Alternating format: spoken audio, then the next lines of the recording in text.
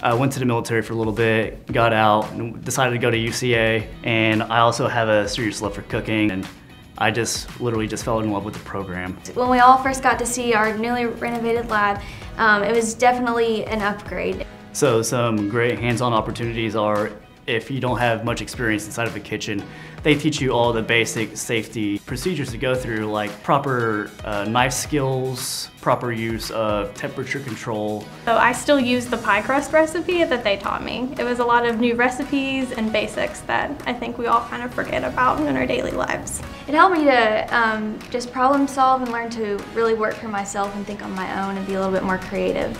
I plan on using my experiences at UCA into my career by one day working possibly for the FDA or USDA. So I would say to high school students wanting to go into this field is that it's not just about cooking and learning about food. It's a lot of communication and person skills that will benefit you in any direction that you decide to go. It's about camaraderie. It's about wanting to really do something better for your community. You cannot get a better experience education-wise than at UCA. The faculty members are all 110% dedicated to your success and just making sure you get all the well-rounded experiences that you need here.